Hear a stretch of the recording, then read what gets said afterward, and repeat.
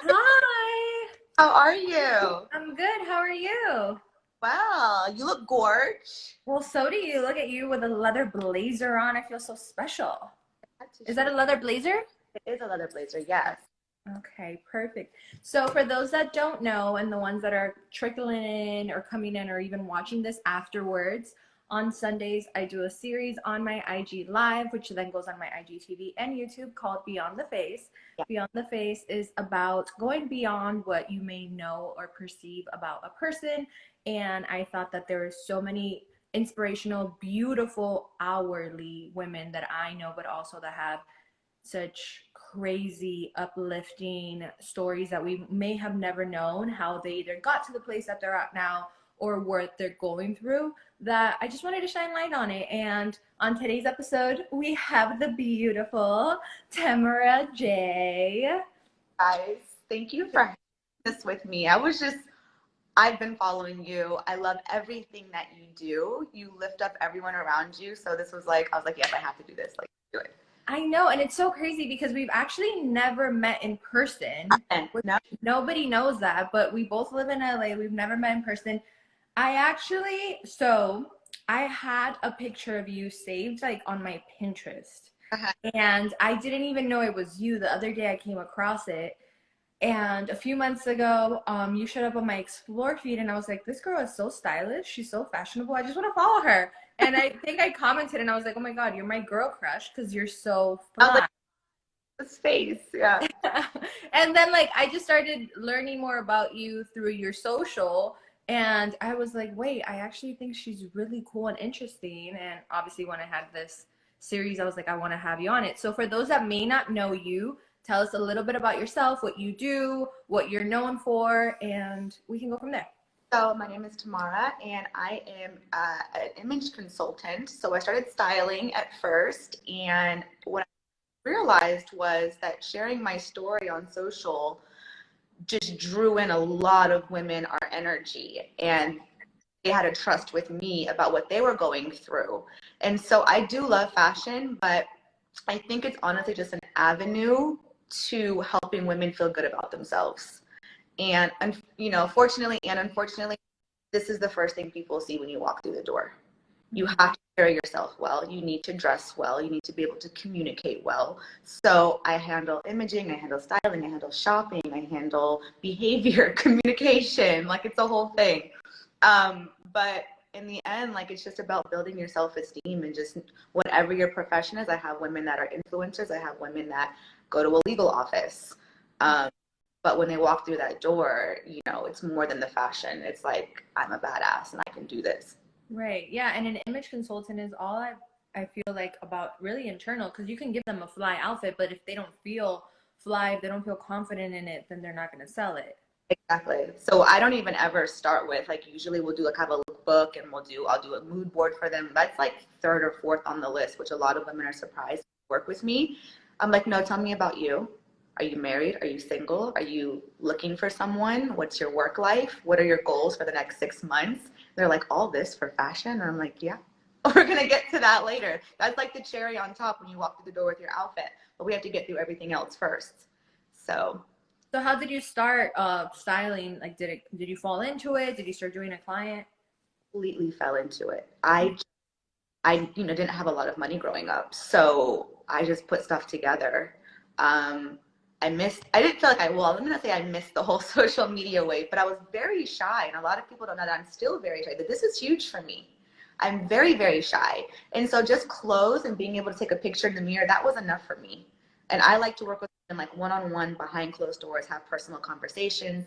I never thought like I would form a company like this. I never thought that I would have the balls to say like, no, I'm gonna put you in that, and I'm gonna do what you're going to wear. Because looking at me like, no, you tell me. I'm like, Right. at first I was like, are you sure? So it was complete accident. It was just people saw my Instagram. I didn't have a lot of followers. What I post on my story a lot, as you know, saw my outfits and they would DM me and say, can you help me? Can you do it over online? Can you just like, how do you shop at Pretty Little Thing and put something together like that? When I shop at Pretty Little Thing, it doesn't come out like that. So we go over what materials you should be looking for, you know, obviously paying attention to your body type and not the model's body type. And it just happened. It just really happened because of Instagram. Yeah, I noticed that on your story, sometimes you'll put a fly outfit together and you'll say, I got these two pieces from Goodwill, but then I mixed it with this, which Yeah, a lot of people, I think, when it comes to fashion, they think that they have to spend a lot of money or that they have to go to the it stores to be able to find key pieces. But you're able to show it that you can literally put a thrifted outfit for $15 and make it look like it's 500. really, I think 12.99, and these pieces are from Zara, and and I have a few nice bags and I have what I have, but that's one of the main, also reasons why I didn't want to say, oh, I'm in the fashion industry, because that's not my thing. When women post, and it's no like disrespect to anyone, whatever, but oh, I wore that like in 2000, whatever, or oh, it's almost like making other women feel bad about themselves that they couldn't have had it, or like Right. the most important thing when the Fendi and Skims collection comes out and you can't afford to go get a piece from it. And Right. so that's where I wanted to bring fashion and women's health and wellness together. So fashion for you, how did that start? What made you want to love to dress up? Did you get that from your mom or grandma or growing up seeing TV? I just I just had a really, really, really rough upbringing. My mom was a single mom. Um, you know, I'm half black, half Italian. You don't really mix, and especially back then, you didn't really mix. And so I had different texture hair, and I had different features, and people made sure I knew it. And I just felt very ugly. I mean, I literally felt ugly. And so my mom was very beautiful, like light green eyes. I think she had like blonde hair when I was growing up. And so that was what I thought the standard of beauty was, Right. right? That's my mom. And why don't I look like her?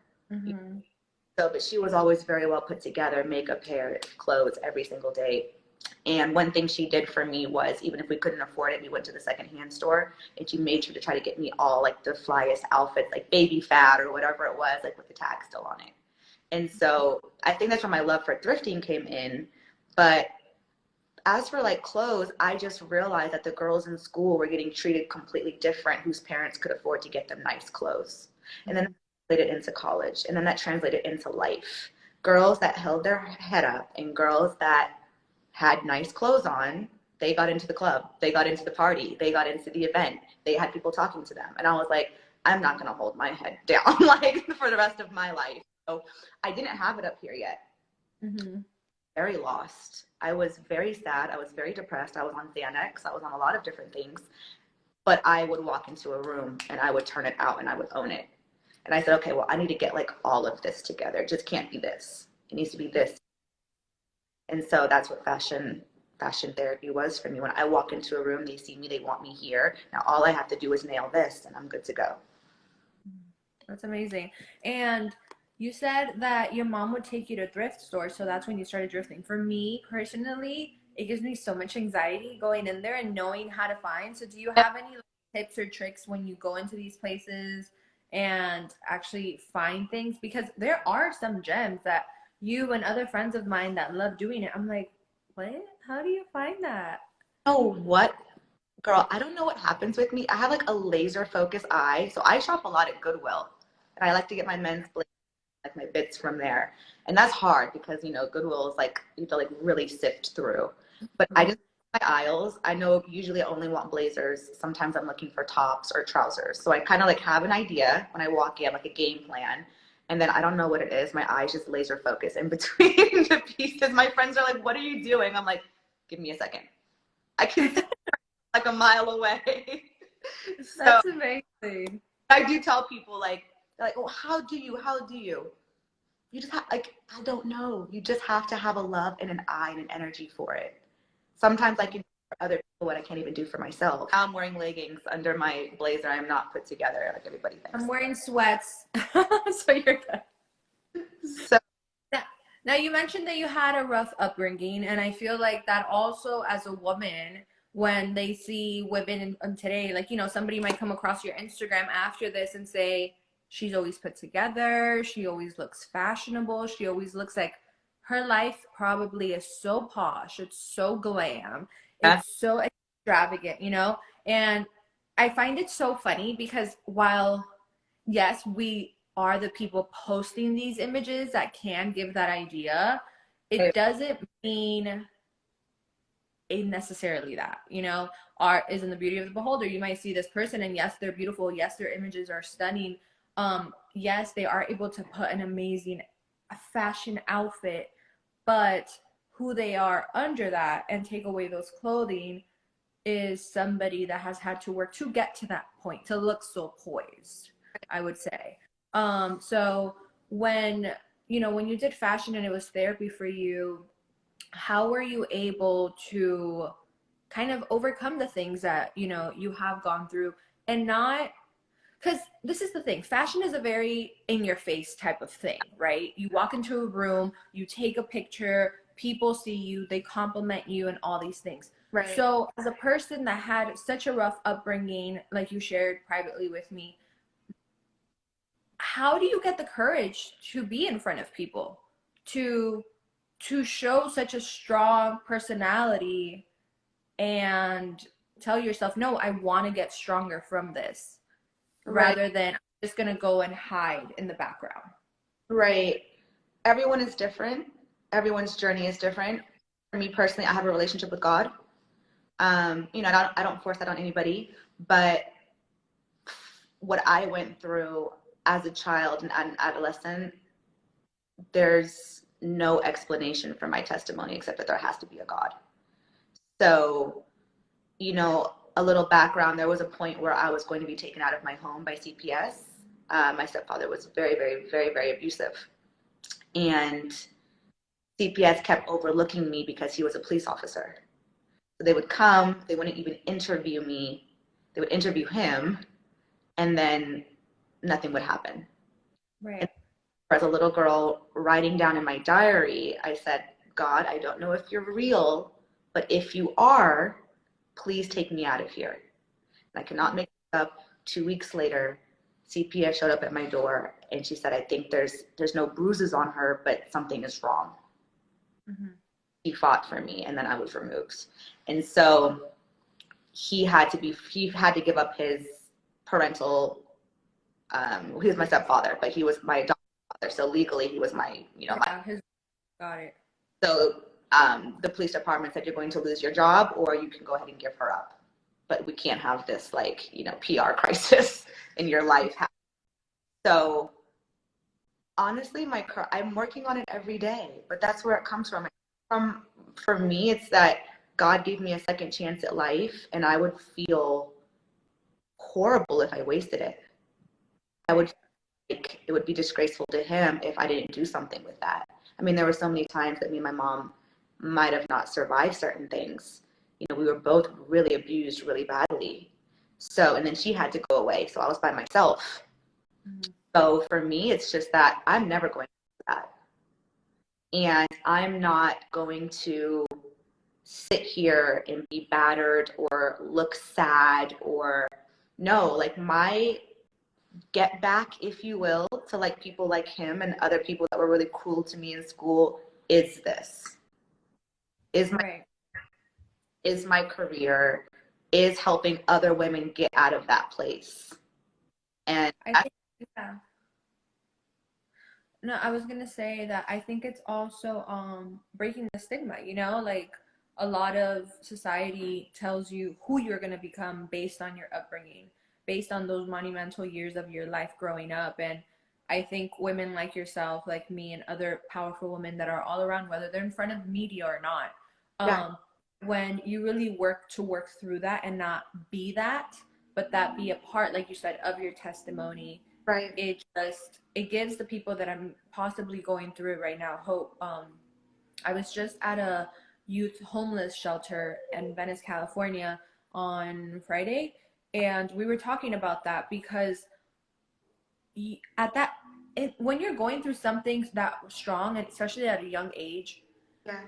you know, whether it's high school drama, whether it's physical abuse, whether it's any of that, you really think there's no way of getting out. You really want to. You know, like for me, I'm very spiritual too. And it's funny that you said that you wrote in your diary, because I have done had a diary myself since I was little, and my best friend of since I was 14 years old says I'm like a witch, or I have speed dial to God, Yeah, because when yeah. I write in my diary, please change this, within 2 weeks, sometimes even 24 hours, it happens. And she's like, how? But it's that early stage as well of manifestation and having such a strong spiritual connection. Right. And it's unfortunate, but I do feel people that have had traumatic experiences for some reason are able to connect so strongly. So Um, stressful. Yeah. yeah, so I think that's amazing, because you could have been a stigma, you could have been, typical, and it takes a lot of, this is my new favorite word, but it takes a lot of cojones. Like, Balls. yeah, I feel like balls is so like, ugh, so I'm like cojones. Um, to really say no, I'm more than this, and have that awareness in such a troubling time. Exactly. Yeah. And I don't start off, and always. Like, I'm 30. I would say I hit my peak at like 28, 27, 28. So we're not talking about a whole long time ago. Confidence Mhm. is something that when you finished with my services, that you're gonna have your days. You can pick up the phone and call me again, but you're going to I have my days. You know, Of your course. days. I have women that I'm like, well, what do you want to do? I'm going through a divorce. I just feel really ugly. I'm like, you're not ugly, but like, okay, it's like, so what style are we going for? Like, what do you want? I don't know. I just wanted to like, I wanted to hang around you. And I think that that is my path. I think that's just what God wanted me to do. And so that is really my career. I don't even want to say fashion is my career anymore, which is why I'm kind of like slow on the social media, because I want to rebrand. I never wanted to come off forced. I never wanted to use, I'm not ashamed of my story. I can sit down with you or anybody and share it. I never wanted it Mhm. like, this is what I'm trying to do to make money. You get what I'm saying? So I kind of just like didn't talk about it that much, because when we talked about this, for some ungodly reason, if you are an attractive human being, people tend to, yes, gravitate towards you, but also people tend to be very much more cruel to you and lay on a lot more judgment. And so sometimes when I would post, people were, oh, like, are you saying that for attention? And I'm like, dang, you're damned if you do, you're damned if you don't, you know? Right. So I just started doing it behind closed doors. And I just started getting my clients, off of social media, because I was like, well, I don't want it to seem like I'm trying to sell my story, or I'm trying to be like one of those motivational persons that taking people's money. That's not what this is about. But this is like truly Right. from, you know? So, I mean, it's every day. Social media is a beautiful place because we can do things like this, but it's also not a kind place where people send me DMs like, yeah, right, or, oh, you're so light skinned. I'm sure you had so many issues being half black, or, I mean, the list can go on of people just being really nasty. So, as per confidence, I have to work towards it every single day. I can't just put on these clothes and then I'm here. Right. Yeah. And it goes back to what we were saying. When you start image consulting with someone, the clothes is the last step. It's all about internal first, because you can put on a suit and walk into a room and still feel like a whole bunch of crap, because that's what you've been told for many years, or that's what you've been telling yourself, and that's what you feel. So Yeah. it's like so much deeper than that. And you said something else in there, and I can relate to it so much, in the sense of you're able to speak your story to any given moment, not for attention. But what I've noticed is I'm able to speak about any past trauma or things I've gone through, um, after I've healed from it. Okay. So I'm not saying that I don't have days where I don't notice that I'm triggered and I'm like, ooh, that trigger is coming from all the way over there. Yeah. And I can associate it. Yeah. But I can say and share stories that are now testimonies that I'm still here, Right. because I overcame them. Now, if it was that somebody is doing it for attention, I feel like you said, it's monetary reasons, it's a whole layout plan. And Right. most of the relationships that I have, whether it be business, personal friendships, that people really connect to me and they're like, people really have no idea what you've gone through and how the hell you're pretty and pink and still friendly. And I think my fear has also been posting about it on social because I don't want a pity party. That, But I don't want the I feel so bad for you. I'm okay, I'm here. I don't need that. But somebody may be going through it and they haven't gotten to the place that I'm at now. And exactly. they could see me and be like, okay, there is a light at the end of the tunnel. Exactly. And there's a light because that girl that maybe was me a few years ago, but now that this happened to me, I don't think I can ever go to that, or I've lost myself. I remember probably like 6 years ago, I was ending something and my life flipped upside down. And you could ask me if I like chicken, and I would be like, um, I don't That, know, do I? yeah. And that's so crazy for me to think because I grew up being such an independent person. I grew up being so I like this, I like that, very alpha because of my childhood. I had to be alpha, but then to then not even know if I liked chicken. Oh, I I can was so lost. relate to that. And I feel like so many women, granted I've never gone through it, but so many women postpartum could feel this way, after a divorce, after a traumatic event in their life, after a family member has died, after a change of work. I had a friend also during the pandemic. She had worked at a job since she was 16 years old, and she was now, I believe she's like 37, 38, got let go.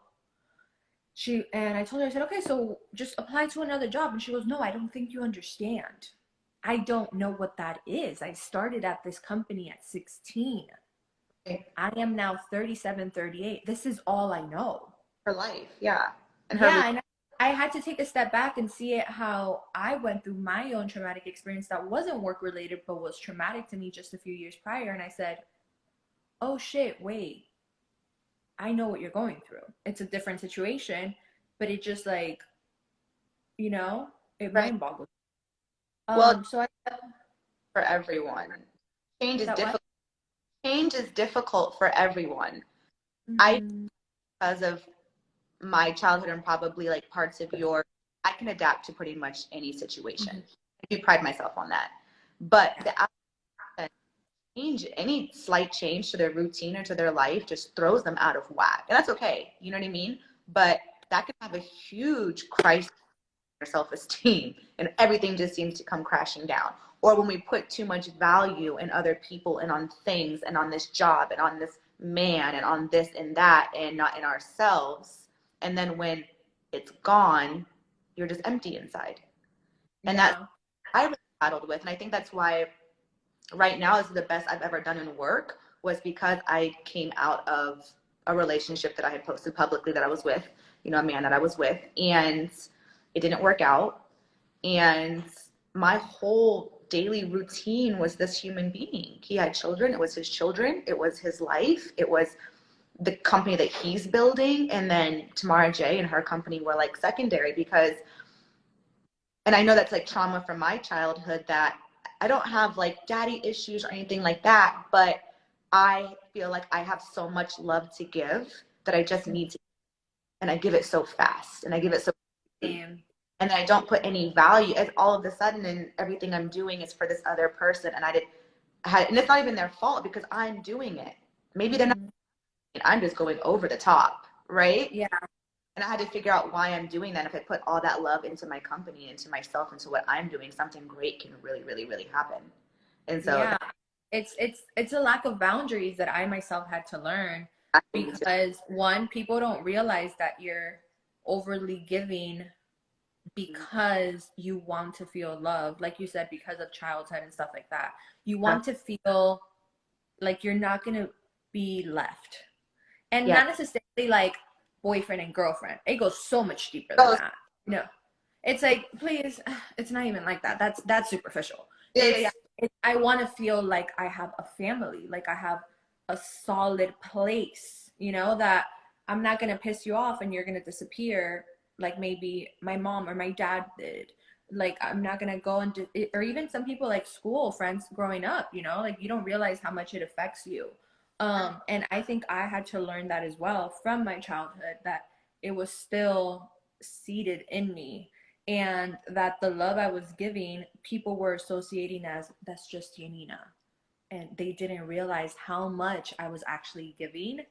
But I didn't realize until it was like not appreciated in constant friendships, relationships, interactions with humans. And I'm like, oh, wow, I'm just another friend to some people. These people are in my life. Exactly. And then I had to think, and I don't know how you feel, is it their fault or is it my fault? Exactly. And at first I would be like, but why don't I feel as loved? Why am I not as important to them? And then I was like, what are you doing? Why Yeah. are you putting so much value and so much weight and so much pressure on a person when this is stemming from X, Y, and Z? And learning that that's where it stems from is so much growth. It's so much awareness. And if anything, you start treating yourself better to be able to do things. I helped somebody grow a very big company for many, many years. And when I walked away from it, I was like, well, what do I have? And I was so angry for so long. And I was like, I don't want to be an angry old bitter woman. So I Yeah. went into there. I went back into therapy because I've been doing therapy as a teenager. And I said, okay, I'm going to go into therapy because I don't want to be angry at them. I also don't want to be angry at myself because that doesn't get me anywhere. But if Yeah. I promise myself to never make myself secondary, if I was able to help a business grow that way, I can do that for myself.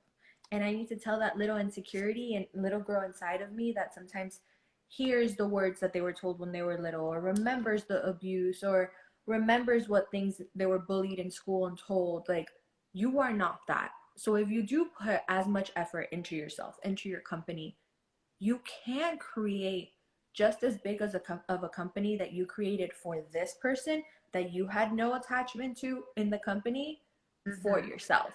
Yourself. And that love that you pour into that company is the love that we test to pour into people that they're not aware of the value. Yeah.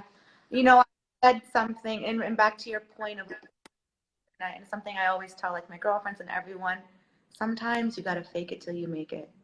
And some people don't Mm-hmm. like fake it till you, like, what do you mean? It could mean so many things, but I suffer from anxiety. I don't feel well today, but I have 2 clients. I don't feel well, or you can relate. Maybe you're not feeling it today. Your vibe is off, but you have an event to be at, right? Mm-hmm. You're going to be on, or you to be on to do a social media, whatever the case may be. Your mind will believe what you tell it to believe. So just like your mind will believe all those bad things, when I say fake it till you make it, I just mean keep getting ready. Get fly, get hot. You know, I'm having a day, but okay, it's going to be fine. It's going to be fine. Calm yourself, go do what you have to do, and just keep repeating yourself. It's going Mm-hmm. to be, I'm good enough. I've got this. Tomorrow will be a better day. Fake it till you make it. Probably don't feel all the have to get out there. And Mm-hmm. I was severely, and that's one of the reasons why my relationship didn't end up working out. He didn't understand like depression and anxiety. And you maybe you shouldn't put that pressure on another human being, but if you're talking about marriage and whatnot, that's what comes with it. You know what I mean? So I just felt so alone. And there were times I would just say, like, I'm gonna go take a shower, dinner's ready, fine, and then I would just sit on the open shower. I would just sit on the floor and just cry. And I'm like, Mm-hmm. cooked this person four meals, ordered some clothes, cleaned the house, worked on their business. I just felt so empty on the inside. And no outfit, there's no bag, there's no anything like that. And you So know what's crazy too that we don't realize in that time? You're doing all this stuff hoping that the actions that you're doing for this person are gonna fill you. But because they maybe aren't aware, or, let's give them the benefit of the doubt, like you said, they don't know how to carry that. They don't know how to, help you with that. Now you're like, I did all this out of love, out of this, but kind of wanting it back because I'm going through so much that I can't figure it out. And now I'm tripled drained. So what do I do now? there's a thin line between something without expectation, which I Mhm. and it's very circumstantial, but I also tell my knowing that you do have expectations and when to apply those. So do everything Mm-hmm. love, right? Like the company you work for, you did what you had to do. You were happy in the moment that you were doing it. You built something great. Yes, it's for somebody else. Don't regret what you did, right? But when it comes to our relationships with friends, with family, with lovers, etc., with yourself, your goals at work, I do have expectations, and I'm not ashamed of that. And if you, 1000%. I yeah, Renee Myers, she's the head of inclusion at Netflix. She's done a TED Talk.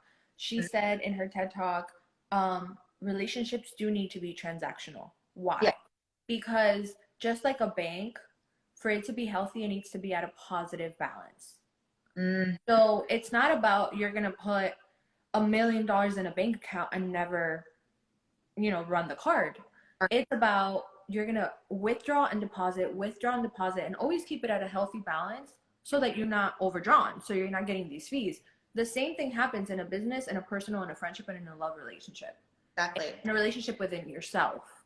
So if you're not aware of that, and the partner that you're dealing with in the situation isn't aware of that either, and they're saying, no, but you're moving transactional.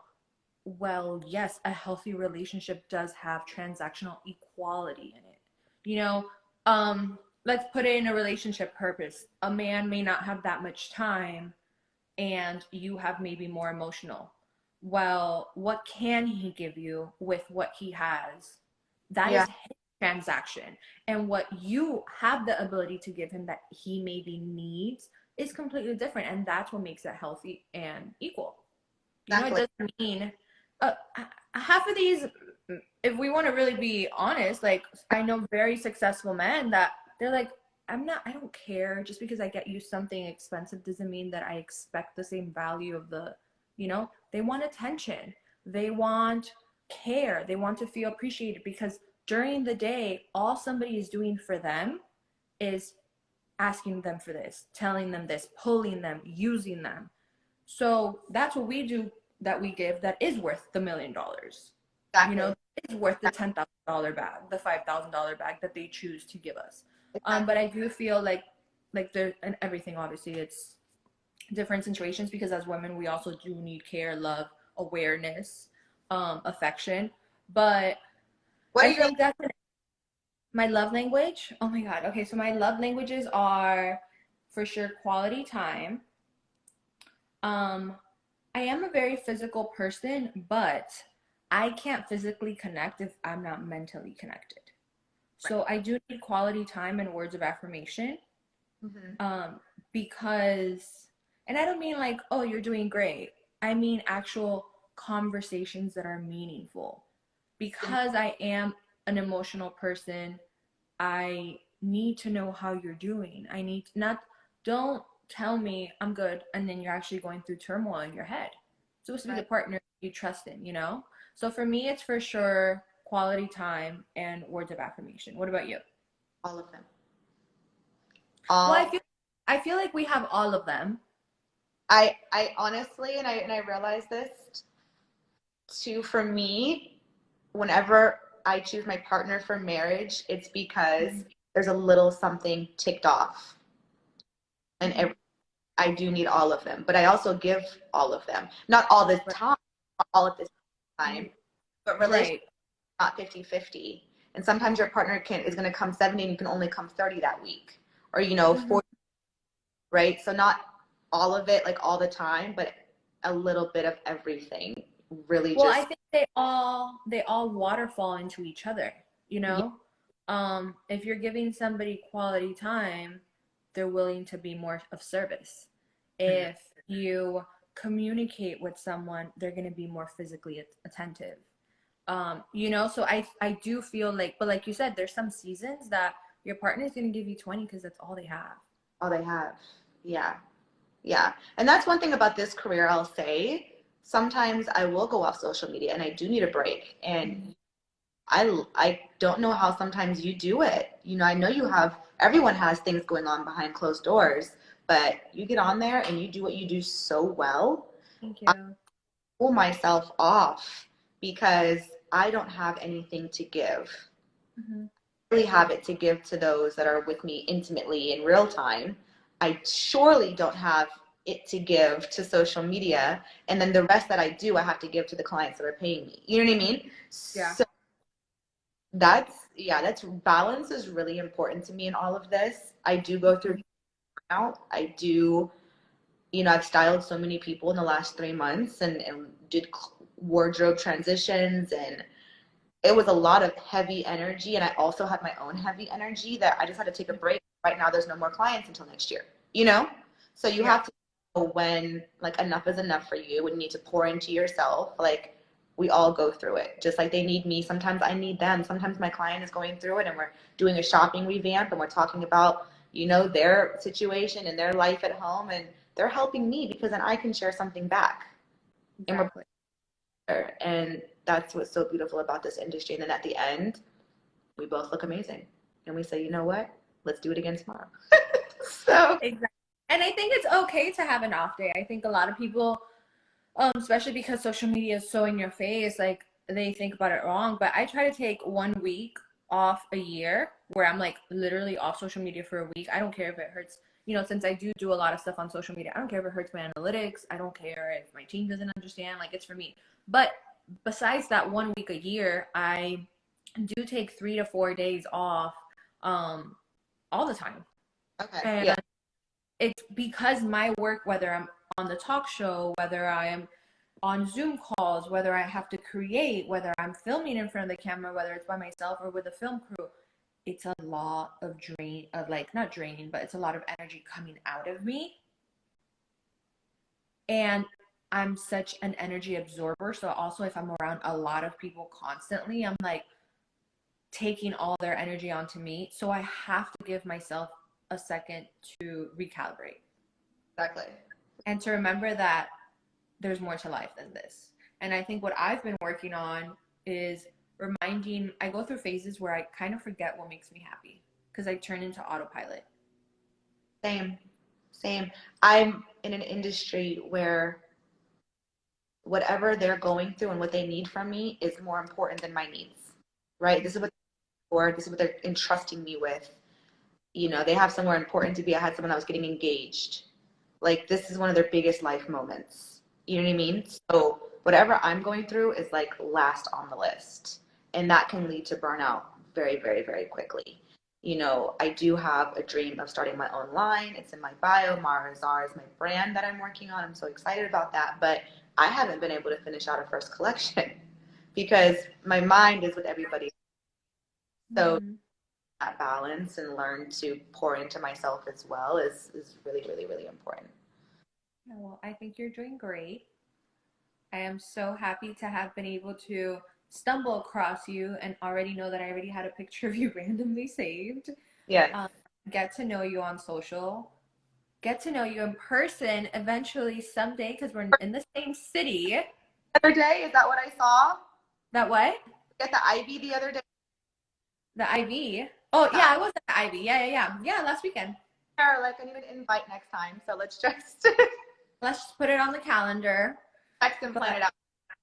yes, if I am so glad that we were able to have this conversation, that everybody who tuned in was able to listen to it. And if you're just tuning in now, it's going to be on IGTV and YouTube in the next few hours.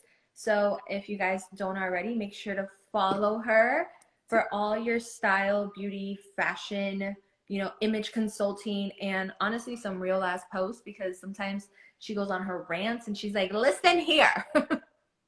And I tell everyone, if you're not for it, don't go to my next story. But this is what I have to. No, I love them. I love them, man. Thank you so much for being open and talking with me today. And I hope that everybody took something out of it. And until next time. Thank you, my love. Thank you for having me, and I will talk to you guys soon. Thank you for sharing me with your audience, and let's do it again next time. Perfect. Bye. Bye.